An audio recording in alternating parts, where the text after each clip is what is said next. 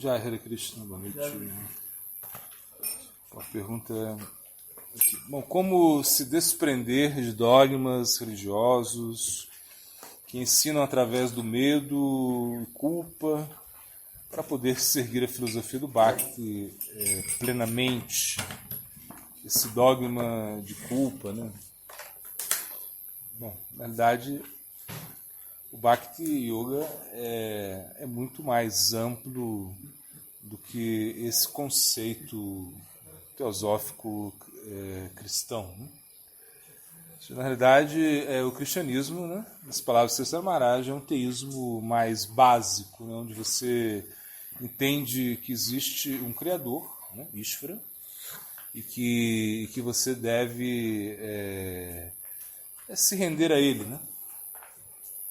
Esse é como o pensamento básico cristão. Mas nesse processo, no cristianismo, não se explica como fazer isso. Ou seja, o processo de abdeia é completamente nulo. Ou seja, não existe um processo de abdeia. Ou seja, não existe um tátua também. O sambandha tátua ali também é inexistente. O conceito é bom, ou seja, uma rendição, né, ao Supremo, que você precisa se entregar a Ele, mas nós não sabemos, né, quem é o Supremo. Ou seja, quando nós perguntamos, né, quem é Deus, né, ou seja, como esses dias a gente estava na parada lá, esperando a prachada, e a senhora pergunta, né, para a gente quem era o nosso Deus, né? Eu falei, o nosso Deus é o mesmo Deus que o seu, né? Ela falou, mas Deus é um só. Eu falei, claro, é um só, a gente acredita em um só Deus.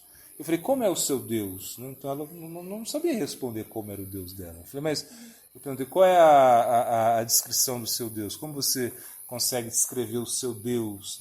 E ela ficou meio calada, assim, não conseguiu, porque na realidade não existe muito essa descrição, né, na teologia cristã, como é Deus, ou seja, quais são as suas características, né? Então, essa questão assim de medo, claro, poderia se aproximar mais desse aspecto Aishvarya, né, esse aspecto assim, de opulência de Narayana em Vaikuntha, sim. A gente poderia, o Senhor dos Exércitos, né, algo assim muito distante, onde não existe lila, não existe passatempo, somente existe um rei, né, à distância. Isso seria o que mais poderia se aproximar do reino do Bhakti em relação a esse conceito cristão, que nós fomos criados, assim, a maioria das pessoas aqui, né? Bom, de acordo com a pergunta. Mas nós estamos também, nós não temos nenhum sentimento, né, por Aishvarya, ou seja, por esse aspecto nós não queremos isso. Ou seja, o Gaudiya Vaishnavismo ele é muito madura, né? É como muito doce. Ele é muito divertido, né? Então Krishna ele tem muitos amigos, ele cria muitos problemas, ou seja, ele vai ter problemas aí com Agasura, por exemplo. Krishna, seus vaqueirinhos, eles praticamente desafiam Agasura, entram, né, na boca de Agasura, que é uma grande, né, serpente, sem nenhuma precaução. Claro, eles entendem que Krishna vai protegê-los. Mas, na realidade, é entender, né, que esse aspecto de Deus, né, entender, como o Swami Maharaj Prabhupada gostava de dizer, a suprema personalidade de Deus, né, e ele dizia isso muitas vezes, né, para quê? Para estipular que Krishna é a suprema personalidade de Deus. Então você estabelece esse conceito para depois deixar de pensar em Krishna como a suprema personalidade de Deus e pensar em Krishna como o Gopi Bhartu, né? Padakamalaya Dasaha, como, né, o amante, né, das gopis. Então, se você quer, na realidade, ser o servo do servo desse amante das gopis, essa é a ideia, né? Então, quando nós pensamos, né, em culpa, né, isso fica muito longe do Gaudiya Vaishnavismo. O Gaudiya Vaishnavismo ele não tem essa questão de culpa. Por quê? Porque o processo é muito científico. Né? Quando a gente, pela primeira vez, né, entrou em contato com esse livro, né, A Ciência Confidencial da Bhakti Yoga, então realmente eu fiquei muito interessado nesse título, né? Imagina, A Ciência Confidencial da Bhakti Yoga. Algo assim tão forte, né? Por quê? Porque é uma ciência mesmo. O Bhakti é uma ciência. É algo que é o Bhakti Yoga, e você vai entender por quê. Você entende, né? As pessoas chegam na consciência de Krishna. Muitas delas não permanecem na consciência de Krishna, ou seja, não se atraem, não conseguem aceitar os preceitos da consciência de Krishna. Elas não conseguem, ainda que elas possam ter até um bom nascimento, né? Às vezes acontece. Pessoas que nasceram na família de devotos, que não conseguem se aderir ao processo, né? Pessoas que têm muita inteligência, né? Muito conhecimento, mas ainda assim elas não conseguem se aderir, né? À consciência de Krishna, né? Também esse Samaraj ele fala, né? A consciência de Krishna é para as pessoas, né, inteligentes. Sumedashaha, e Sumedashaha significa a pessoa que adere ao canto, que adere aos processos Shravana, Kirtana, Vishnu, Smarana, Padaseva, etc. Então isso é muito importante, porque não é com a inteligência material não é uma qualificação, ao contrário, chega até a ser uma desqualificação. Quando algumas pessoas, né, uns estudantes, né, de filosofia estavam, né, conversando com o Sri Samaraj, em um momento ele pergunta, né, o que você estuda? Fala, eu estudo filosofia. Então ele falou assim, é uma profunda ignorância, né, uma ignorância muito qualificada, né, ou seja, quando você estuda filosofia. Uma coisa assim que ele disse, que realmente não existe nada superior à consciência de Krishna. E aí às vezes se pergunta, né, por que essas pessoas inteligentes não se aproximam de Krishna? Porque realmente elas faltam o quê? O Sukriti, né? Então se você não tem um Sukriti, se você não tem um mérito espiritual, você não vai se aproximar da consciência de Krishna, você não vai entender que a consciência de Krishna é o aspecto superior, né? Savapuncham Paradharmo, ou seja, que é o Dharma superior, que é realmente a atividade suprema de toda entidade viva. Você não vai entender isso. Então, quando a gente pensa como vamos poder tirar toda essa culpa, né? Ou seja, porque você entra na consciência de Krishna, né?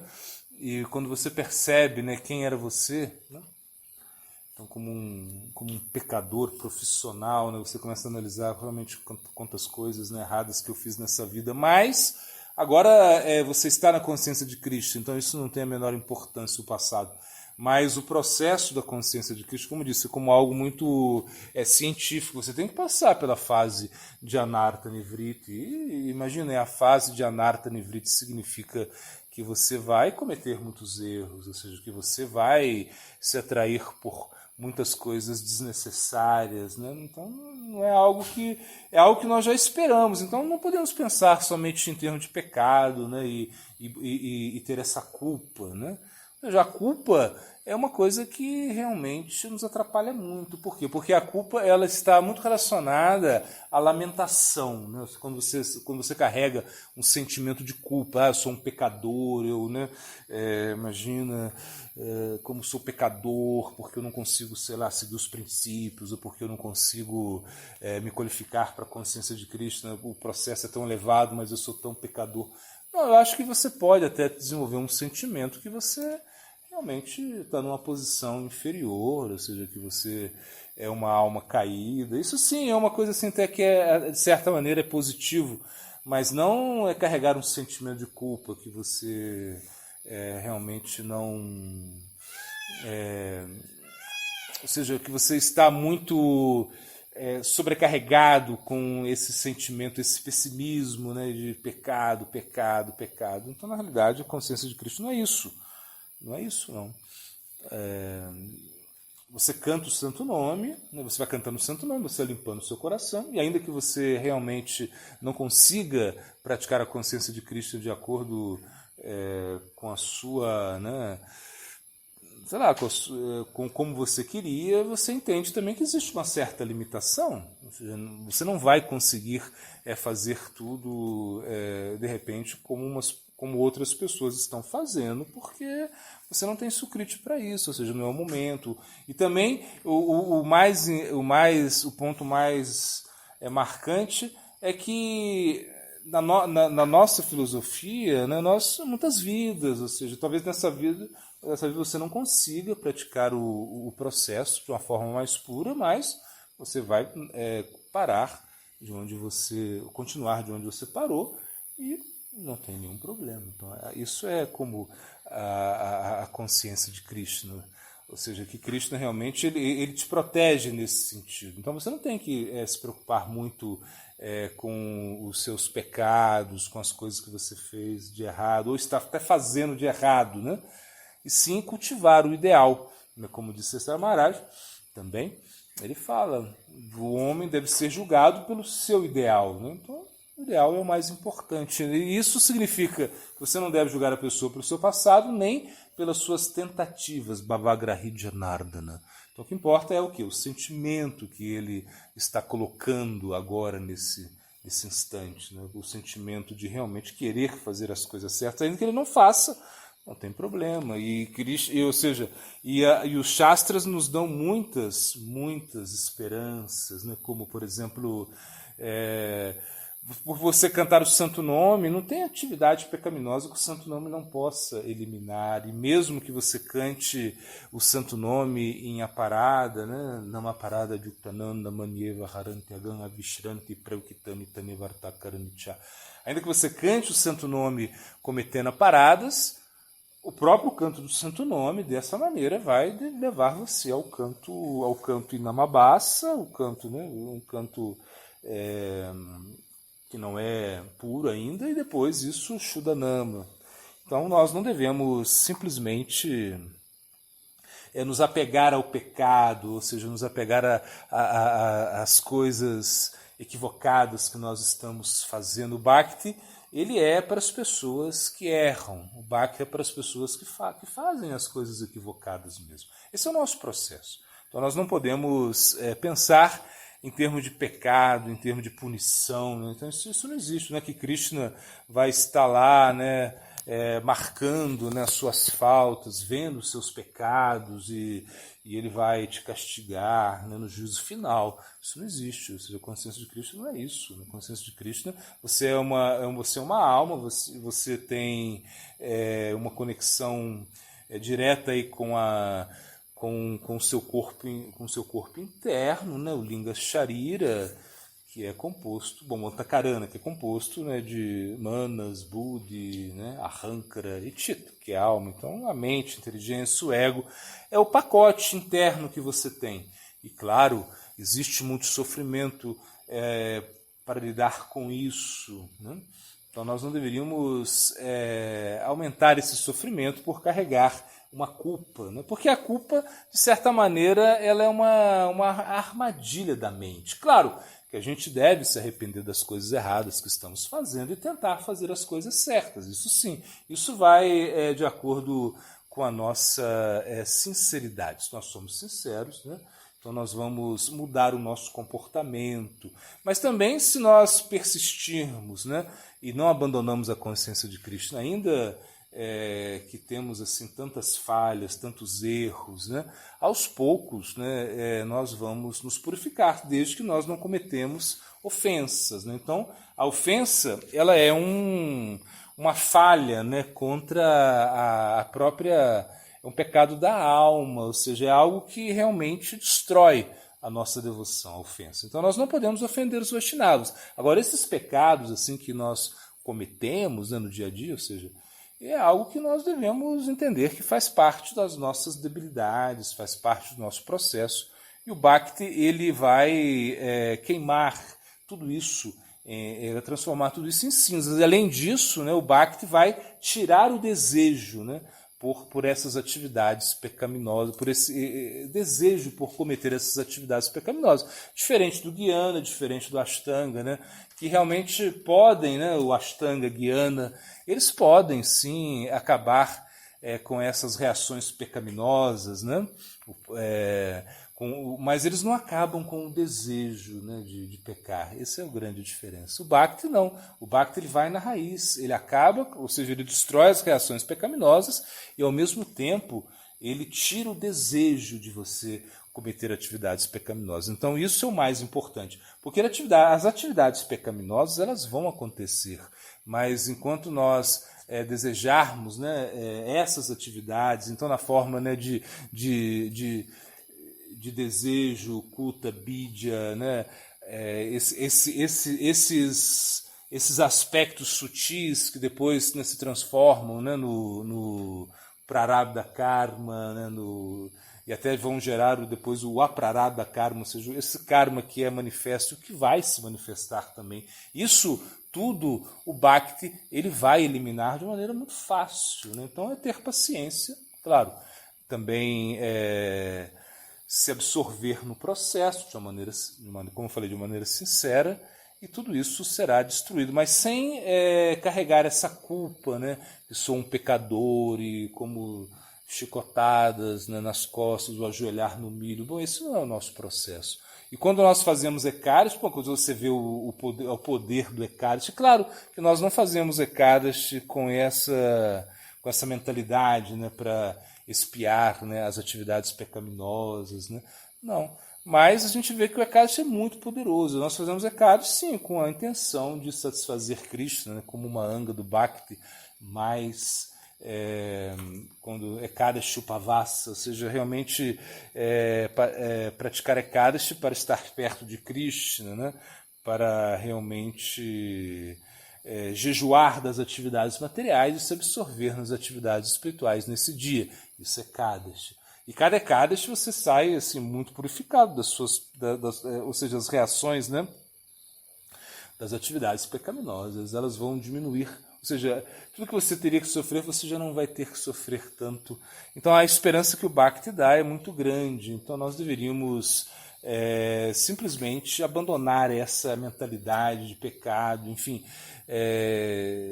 Isso ou seja, resumindo, desenvolver um sambandha guiano, ou seja, você tem que ter uma base, né, escritural, né, através do Shastra, que ele vai te ajudar a entender que o Bhakti é muito poderoso. Tá? Ou seja, o Bhakti ele é Kleshagni Subhada Moksha Lagutakrit Sudurlabha, né? Isso? Ou seja, qual é os efeitos do Bhakti? Ele destrói, né, todas as coisas não auspiciosas e dá tudo que é auspicioso à entidade viva, né? Então ele é muito poderoso. Então quando nós estudamos os Shastras, né, nós vamos entender o poder do Bhakti. Então nós não vamos nos preocupar muito com os nossos pecados, principalmente com os pecados que nós cometemos, né, no passado, e esses pecados que agora nós estamos cometendo devido às nossas debilidades, não deveriam também ser muito levados em conta. Ou seja, nós não devemos nos preocupar muito com isso, porque entendemos que estamos com um processo muito poderoso e é uma questão de purificação, é uma questão de tempo, né? E em algum momento, né, porque você vai deixar de cometer as atividades pecaminosas naturalmente se você continua praticando. Esse é o problema. Isso é como a solução de todo o problema, né? Entender que o Bhakti é tão poderoso que ele pode ser praticado, sim, com esse coração impuro, com as pessoas que realmente têm muitas debilidades e que estão errando muito.